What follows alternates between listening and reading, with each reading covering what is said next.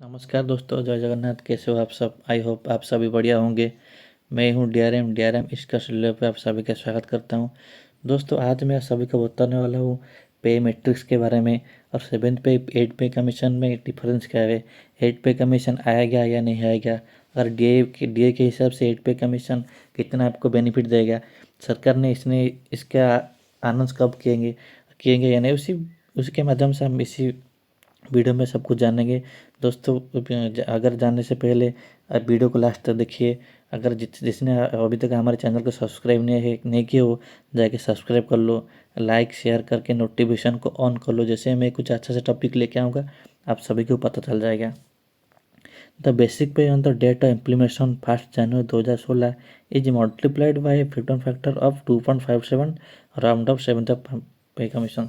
दोस्तों, बेसिक पे को 2.5 से मल्टीप्लाई करके न्यू बेसिक पे बना हुआ था। 1 जनवरी 2016 से इम्प्लीमेंट हुआ था। उसी के हिसाब से मिनिमम बेसिक पे आपका 17,000 हो गया था।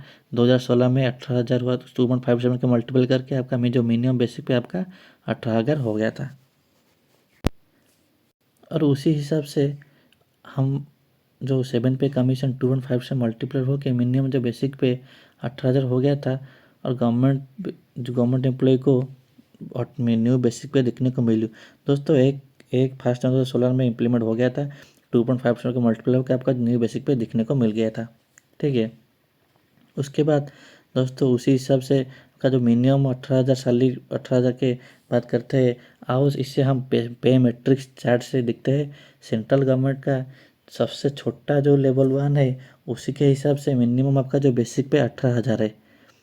ठीक है। और उसी हिसाब से आपका जो लेवल 2 है 19,900 है। और जो लेवल 3 है उसका 21,700 है। और जो लेवल 4 है उसका 25,500 है। ठीक है। और उसके हिसाब से अलग से डीए आपको जो अलग से डीए मिलता है, उसके हिसाब का अलग से डीए मिलता है, हाउस रेंट भी मिलता है, ट्रांसपोर्ट अलाउंस भी मिलता है, और अदर अलाउंस मिल के आपका ग्रॉस सैलरी आता है। ग्रॉस सैलरी से आपका जो एनपीएस ओपीएस और बाकी कुछ टैक्स कट के आपका नेट सैलरी आ जाता है आपके अकाउंट से। तो दोस्तों, आप दिखते हैं 7,000 से 18,000 हुआ। 7 पे कमीशन मिनिमम 7,000 बेसिक पे हुआ था। आज पर 6 पे कमीशन में फिटमेंट फैक्टर आपका जो 2.57 हुआ था, वो 6 पे कमीशन में आपका 7,000 मिनिमम बेसिक पे था। और फिटमेंट फैक्टर 2.57 हो के मल्टीप्लाई करके आपका जो 7 पे कमीशन 17,900 मिनिमम का बेसिक पे था उसका राउंड अप करके आपका 18,000 जो मिनिमम बेसिक पे आपका हो गया था। ठीक है। फिटमेंट फैक्टर के हिसाब से आपका मिनिमम बेसिक पे आपका 18,000 हो गया था। ठीक है। आओ देखते हैं फिटमेंट फैक्टर कैसे डिसाइड किया जाता है। दोस्तों, आप देखते हैं, आपको जानते हैं 8 पे कमीशन में अनुमानिक आपका जो अनुमानिक आपका जो अनुमानिक 8 पे कमीशन फिटमेंट फैक्टर आएगा। तो 6 आपका जो वन आपको जानते हैं डीए आपका 2015 में 125 हो गया था। अगर 125 का हम 100 से डिवाइड कर देंगे तो वह 1.25 आपका आ जाएगा। ठीक है। और 1.25 को आपको अगर 1 से जोड़ देंगे तो आपका फिटमेंट फैक्टर 2.25 आ जाएगा। ठीक है। और उसके हिसाब से आ जाएगा। तो सरकार ने अलग से घोषणा की थी, 0.532 फिटमेंट फैक्टर अनाउंसमेंट किया था। तो 2.25 प्लस 0.32 को मिला के आपका 2.57 फिट फैक्टर निकल के आ गया था, जो आपको 6 पे कमीशन में 2.557 मल्टीपल करके आपका मिनिमम जो बेसिक पे है आपका 18,000 हो गया था। ठीक है। तो दोस्तों, आप सब जानते हैं न्यू पे कमीशन हर 10 साल में आता है। और 7 पे कमीशन 1 जनवरी 2016 में लागू हुआ था। उसका अनाउंसमेंट 2014 से कर दिया गया था। तो ऐसे ही उसके हिसाब से पे कमीशन 2026 में लागू होना चाहिए और 2024 में उसका अनाउंसमेंट हो जाना चाहिए। लेकिन सरकार अब तक कुछ घोषणा नहीं किए, उसके बारे में डिस्कस नहीं किए। आपको सबको पता है फरवरी में बजट इशू होगा। शायद सब लोग सोच रहे हैं बजट इशू में आ सकते हैं। हम भी सोच रहे हैं बजट के हिसाब से आपका जो इलेक्शन आएगा, लोकसभा इलेक्शन, उसका पहले शायद अनाउंसमेंट हो जाएगा। सबका उम्मीद यही है। तो सब भी हो सकते हैं आ जाएगा, शायद सरकार ने घोषणा कर कर देंगे। तो इसके हिसाब से हम कैलकुलेट करेंगे। अनुमानित 31 दिसंबर को तो आप जानते हैं दोस्तों 31 दिसंबर को 2015 को 70% जो डी आपका हो गया था, ठीक है। तो 70% डी के होने के बाद अगर आप 70% को 100 से डिवाइड कर देंगे डी को, तो आपका जो फिटमेंट फैक्टर है वो 1.70 हो जाएगा, ठीक है दोस्तों। अगर हम डी के हिसाब से हम दिख रहे थे, अगर 2024 में जो डी चल रहा है अभी 50% डी हो जाएगा, तो उसके हिसाब से 2025 में दिसंबर के 70%, 70% जो आपका डी हो जाएगा, उसके हिसाब हम कैलकुलेट करेंगे एड पे कमीशन के बारे में। 70 को अगर 70 का आप 100 से डिवाइड कर देंगे तो 0.70 आ जाएगा। 0.70 को अगर हम 1 से मिला देंगे तो फिटमेंट फैक्टर 1.70 आएगा। दोस्तों ये था आपका सिक्स्थ पे कमीशन के जो हिसाब से हम उसी के हिसाब से आप कैलकुलेट कर रहे हैं। तो एक्सपेक्टेड फिटमेंट फैक्टर आपका 1.70 आ जाएगा, ठीक है।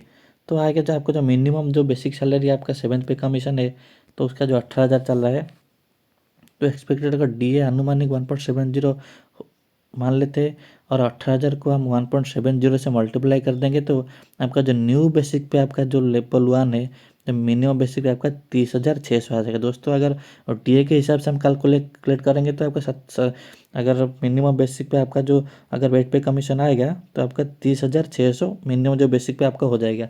लेवल 1 की बात करते हैं, ठीक है। मान लीजिए सरकार ने, तो दोस्तों मान लीजिए 1.70 फिटमेंट फैक्टर के सरकार ने अलग से 0.15 घोषणा की दी कर दी, तो हमारा फिटमेंट फैक्टर 1.85 हो जाएगा। मिनिमम जो आपका जो मिनिमम जो बेसिक पे है आपका 33,300 आ जाएगा, ठीक है। अगर सरकार ने फिटमेंट फैक्टर 2.00 कर देंगे तो आपका जो मिनिमम बेसिक आपका 36,000 आ जाएगा। तो पे मैंने भी डायग्राम दे दिया, दिख लीजिए। 1.70 के हिसाब से आपका 30,600 हो जाएगा। अगर आप सरकार ने 0.15 मिला दी तो आपको लेवल 1 जो 18,000 मिनिमम बेसिक पे 7th पे के कमीशन के हिसाब से आपका 33,300 हो जाता है। तो उसी हिसाब से आपका जो अगर सरकार ने 2.00 कर दी जो पेमेंट फैक्टर को, तो उस मल्टीप्लाई करके आप जो आपको जो बेसिक पे आपका में जो मिनिमम आपका 36,300 आ जाएगा। तो जितना ज़्यादा फिटमेंट फैक्टर होगा तो उसका ज़्यादा आपका सैलरी इंक्रीज होगा। तो इसके हिसाब से आपको अच्छा सा सैलरी दिखने को मिलेगा, ठीक है। तो आओ दोस्तों देखते हैं कि कौन सा लेवल में कितना बेनिफिट आपको आ जाएगा।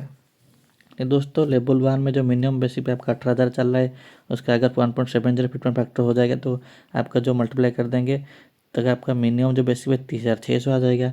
जो अगर 1.85 सरकार ने 0.15 घोषणा की दी अलग से, तब जो मिनिमम बेसिक पे 33,600 आ जाएगा। अगर आप 2.00 सरकार ने घोषणा कर दी तो मिनिमम बेसिक आपका 36,300 आ जाएगा, तो लेवल 1 के लिए। तो लेवल 2 के लिए वैसे कि आपका मैंने बेसिक पे 19,900 चल रहा है, उनके अगर 1.70 के हिसाब से कैलकुलेट करेंगे तो आपका जो बेसिक पे 33,830 आ जाएगा। 1.85 के हिसाब से आपका 36,815 आ जाएगा और 2.00 के हिसाब से क्या 39,800 आ जाएगा। तो लेवल 3 की बात करेंगे, अगर मैंने अभी आपका 7 पे कमीशन के हिसाब के आपका 21,700 बेसिक पे चल रहा है, ठीक है। अगर आपका 1.70 के हिसाब से आपका 36,890 हो जाएगा। अगर आप सरकार ने 0.15 घोषणा की दी अलग से, तो मिला के 1.85 मिला के आपका 40,145 आ जाएगा।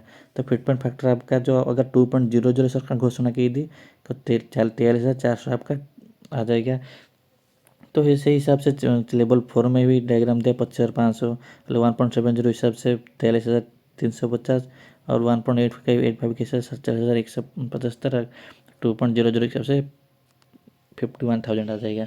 तो वैसे ही दोस्तों हम डी ए के हिसाब से हम कैलकुलेट कर दिया, अलग सरकार अलग से घोषणा कर देंगे तो कितना बेनिफिट है, हम इस वीडियो के माध्यम से सबके बता दिया आपको। तो ये डिस्क्राइब मैंने दे दिया, क्योंकि ये जो वीडियो हम आपको दिखाए वो सिर्फ 6th पे 7th पे डिफरेंस जो अनुमानिक है उसके हिसाब से हम 8 पे में कितना बेनिफिट है कि उसके हिसाब से हम कैलकुलेट करके आपको दिखा दी। और सरकार ने अब तक तो घोषणा नहीं की है, अगर बजट 2 फरवरी में आ जाएगा तो बजट इशू के बारे में शायद सरकार घोषणा कर कर देंगे, हम सोच रहे। तो इसके हिसाब से हम कितना बेनिफिट आएगा हम दे कर दिया और आपको दिखा दिया कौन सा लेवल का कितना बेनिफिट आपको मिल जाएगा। तो दोस्तों आशा करता हूँ वीडियो आपको सबको समझ में आ जाएगा। तो ऐसे ही कुछ अच्छा टॉपिक जानने के लिए दोस्तों हमारे चैनल को लाइक शेयर और सब्सक्राइब कर लो, और नोटिफिकेशन को ऑन करके जैसे मैं कुछ अच्छा अच्छा टॉपिक लेके आऊँगा दोस्तों आप सबको पता चल जाएगा। और कितना दिन में क्या क्या कोर्स कौन सा वीडियो लेके आऊँगा आप सबको पता ही चल जाएगा। दोस्तों आशा करता आप सबको समझ आए होंगे। रहता हूँ दोस्तों, अच्छा से रहिए। जय जगन्नाथ।